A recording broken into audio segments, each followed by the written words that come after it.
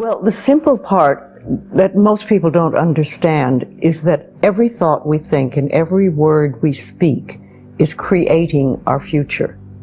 It's as though our thoughts go out into the universe and are accepted and brought back to us as experience. Now that is a very simple thing, but most people don't get it. They don't understand it. They've never heard it before and they think it's ridiculous. But if you can really accept the fact that every time you think a thought and every time you speak a word, you are literally painting your future, making your dinner, whatever you want to call it. You are creating. And you're creating your own life. And this is simple, but it's not easy to accept. But once you accept it, then you can start deliberately creating what you want in your life. And you begin to be aware of what you don't want in your life and how you are contributing to it. Now, I think this has been around forever, but for some reason in the last 20 years, the universe has wanted this to go out among all the people, or all the people that are ready for it. See, most of us just think, and we don't pay any attention to what we're thinking. We're just doing it. But that's something you need to train yourself to do, to begin to train yourself to be aware of what you're thinking.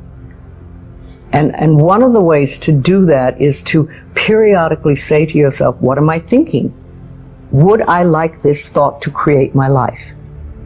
Would I like to have the experience that this thought could bring to me? Now, it takes a while to do that, but even if we could begin on the smallest level to be aware of our thinking, we can start to make changes. To begin with, you start by doing what we call doing affirmations, and that is making positive statements about your life that are positive. And you do them deliberately. You might do them in the morning, you might do them at noon, you might do them at night, you might do them, twice a day or whatever. But you do this and you let this become a habit. And as you start to do them, things will begin to change, maybe on a very small level. I call it getting the green lights in the parking places. I mean, they're not huge things in your life, but it can be very nice when you get 3 green lights in a row and you're in a hurry. Doing an affirmation is either writing it down, writing it on the wall or the mirror, or using just saying it. What I like people to do is to stand in front of a mirror and do their affirmations. Because there's something very powerful about looking in your own eyes and accepting yourself, or noticing that you reject yourself when you're saying something positive about yourself. So that would be a very beginning way to start. Say in the morning, you get up in the morning, you go to the mirror, and this is a big one, and it's hard for lots of people. But you look in the mirror and I say, I love you. I really, really love you. And to begin with, that can be so hard for people because they think of all the things that they think are wrong with them. But if you can start your day saying that, it's very powerful. Remember, I'd like to think the universe is listening to everything you say and everything you think and saying, okay, you can get that. So then it starts to bring you in and bring things into you. And I know this sounds far-fetched, but it's amazing how it works. If you do a good general positive statement for yourself, the universe will figure out how to manifest that, how to bring that about in your life. So things could happen that you wouldn't expect at all, but they will happen. If you think of doing your positive affirmations is like planting a seed in the ground. It's not necessarily true at the moment, but it is something you want to have be true.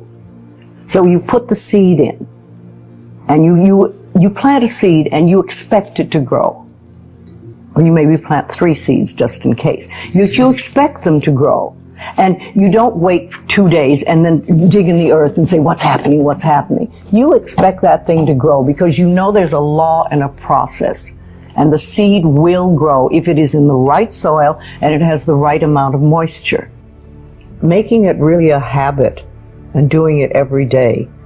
Doing something every morning when you wake up, that's a really good time. And another good time is when you go to sleep at night. And gratitude works a lot. If just being grateful for everything. The more, I always say the universe loves gratitude. The more you're grateful for what the good is in your life, the more good you get to be grateful about. And it's like, you know, if somebody gives you a present or gives me a present and I say, oh my God, I hate that color and it doesn't fit, and you know, that person will never give me another present. But if you say, oh, it's wonderful and thank you, I really adore it, it's great, that person is probably going to want to buy you a present every time they see something they think you would like. And it's like that with the universe. The universe loves gratitude.